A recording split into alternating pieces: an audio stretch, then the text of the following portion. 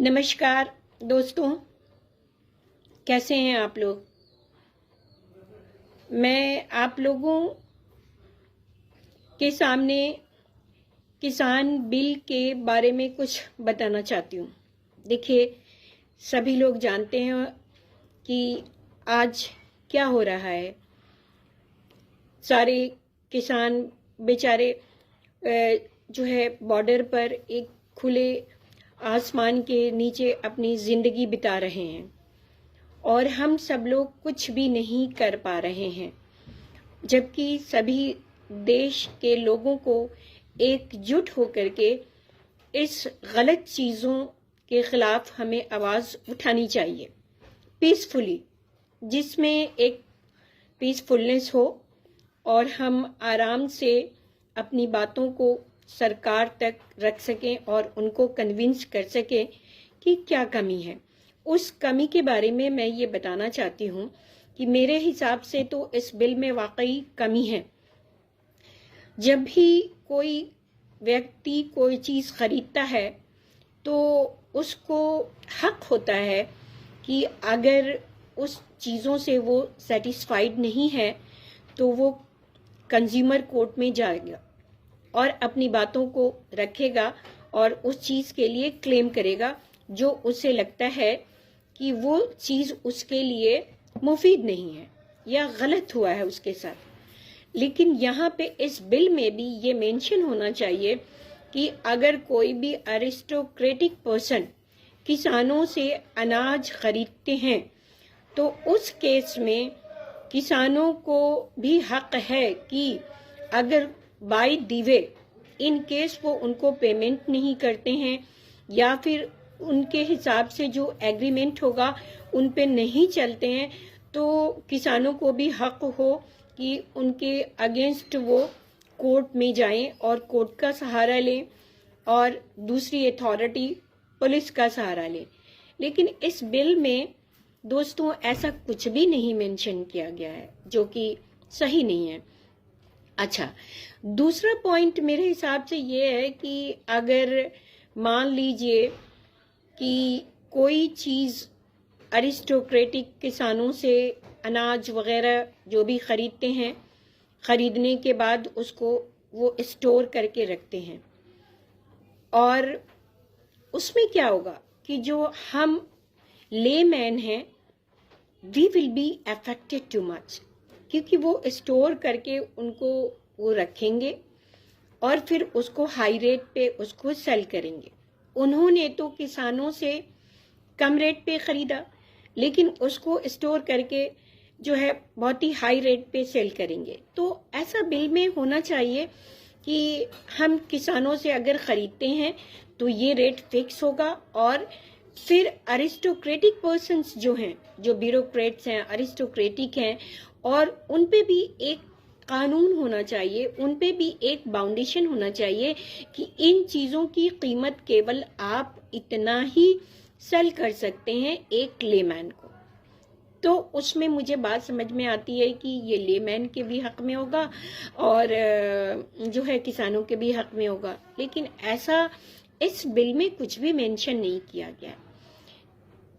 Third point is that according to me कि ये बताया गया कि अनाज के बाद जो भी डंठल या फॉडर जो है बेकार जो निकलता है उसको किसान जलाएंगे नहीं। तो जलाएंगे नहीं तो उसको क्या करेंगे? अगर ऐसा है जिस तरह से स्टेट गवर्नमेंट ने पूसा इंस्टीट्यूट की मदद से एक केमिकल को डिस्कवर किया और उस केमिकल को कहीं पे भी जो है वेस्टेज चीज़ों पे स्प्रेड कर दिया जाता है तो वो एक मैन्योर की शक्ल ले लेगा। तो उस मैन्योर की शक्ल ले लेगा और फिर ये तो बहुत अच्छी खबर भी है और ये बहुत अच्छी अपॉर्चुनिटी है, लेकिन इस अपॉर्चुनिटी को सभी किसानों को दिया जाना चाहिए। और फ्री ऑफ कॉस्ट इसका डिस्ट्रीब्यूशन होना चाहिए। और ये दिल्ली के अंदर ही है, इसको दिल्ली के बाहर भी देना चाहिए उनको भी कि आप भी इसका यूज करें। और इस बिल में ये भी मेंशन होना चाहिए कि इन्होंने स्टेट गवर्नमेंट ने जो बनाया है केमिकल, ये केमिकल उनको फ्री ऑफ कॉस्ट दिया जाएगा और इसको जलाने की बजाय वो इसको जो है मैन्योर के शक्ल में इख्तियार करने के लिए इसको स्प्रेड करें, इससे उनको ज़्यादा जहमत भी नहीं होगी। तो ये सारी चीज़ें जो हैं ऑब्वियसली सारे किसान अच्छी तरह से इसको समझेंगे भी और करेंगे भी। क्योंकि देखिए, हम किसान उनको ज़रूर कहते हैं, तो किसानों का मतलब ये नहीं होता है कि they are illiterate, they are not able to understand, they understand better than us. वो हमसे बेहतर समझ रहे हैं अपनी चीज़ों को। और हर बंदों को हक होना चाहिए कि हमारी जो चीज़ है उस पे हमारा पोजीशन तो है और उस चीज़ों को हम अपना डिसीजन ले सकें उस पे जो है।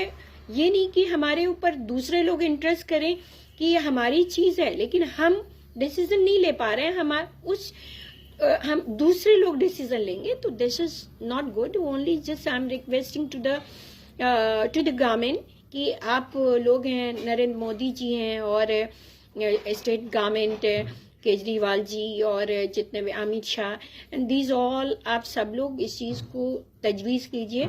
और इन चीज़ों को अगर ये बिल एप्लीकेबल आप करना चाहते हैं तो firstly you have to take the consent from all the farmers, peasants. They are not willing to be operated. Then why you people are insisting them to be operated? No, you should not do like this. आप अपनी बातों को उन पे मत थोपिए। आप ऐसे देखिए, एक मैंने ज़्यादातर किताबों में भी जो मैथोलॉजी है उसमें पढ़ा है, चाहे वो हिंदू मैथोलॉजी हो, चाहे वो इंग्लिश हो, चाहे वो हिंदी कुरान शरीफ हो, that every mythology it has been given that कि अगर एक अच्छा राजा होता है, एक अच्छा एडमिनिस्ट्रेटर होता है, तो ऑब्वियसली उसे सभी लोगों का ध्यान रखना चाहिए। और आपको इसीलिए लोगों ने ये जो है अपॉइंट किया, आपको सिलेक्ट किया, लोगों की बहुत ज़्यादा उम्मीद थी, तो उस उम्मीद पे मेहरबानी करके आप जो है खरे उतरिए और लोगों को एक फादर बनकर, लोगों को एक ब्रदर बन करके आप उनका सपोर्ट करिए, किसानों का सपोर्ट करिए, लोगों का सपोर्ट करिए। और आपस में जो लोगों में तासुब भरी हैं कि वो हिंदू है, मुस्लिम है, इन चीज़ों को भी दूर करिए और ये सिखाइए कि आप सब लोग मिल करके रहें। जो मस्जिद तोड़ रहे हैं इधर उधर, जो है लोगों ये बता रहे हैं कि भाई मुसलमान इस देश में नहीं रहेंगे, तो ये सारी चीज़ों को दूर करवाइए। आप एक अच्छे राजा हैं, एक अच्छे एडमिनिस्ट्रेटर हैं, तो ऑब्वियसली आप इन चीज़ों पर खरे उतरिए और लोगों को प्यार से, शफकत से गले लगाइए और लोगों की भी बातों को उनको मौका दीजिए कि वो अपनी बातों को रख सकें, वो आपसे शेयर कर सकें और आप उनके फादर ब्रदर और बन करके लोगों का साथ दें। तभी लोग जो है आपकी भी बात मानेंगे और इस तरह का माहौल देश में बनाइए। प्लीज़ नरेंद्र मोदी जी आपसे और अमित शाह जी और अरविंद केजरीवाल जी, आप सभी लोगों से यही माजरत करना चाहती हूँ और प्लीज़ इन चीज़ों को आप मेंटेन करवाइए। आप ज़रूर, आपके ऊपर एक बहुत बड़ी रिस्पॉन्सिबिलिटी है और उस रिस्पॉन्सिबिलिटी को वैसे भी आप लोग बहुत अच्छे ढंग से निभाने की कोशिश कर रहे हैं, लेकिन उसमें बहुत सारी प्रॉब्लम्स आ रही हैं, तो उसको मैनेज करिए। उसको ऐसे नहीं, आप देखिए अभी एमपी में लोगों ने मस्जिद तोड़ दी, कभी दिल्ली में तोड़ते हैं, तो this is not the good that. आप अगर इंडिया को प्यार करते हैं या हम इंडिया को प्यार करते हैं, तो इंडिया की हर चीज़ों से हमें प्यार करना पड़ेगा, चाहे मंदिर हो, चाहे मस्जिद हो, चाहे गिरजाघर हो, और चाहे पेड़ पौधे हों, चाहे इंसानों, इन सभी चीज़ों को हमें एक दूसरों से प्यार करके ही, एक दूसरों को गले लगा करके ही उनसे अपने देश को बहुत अच्छा बनाया जा सकता है।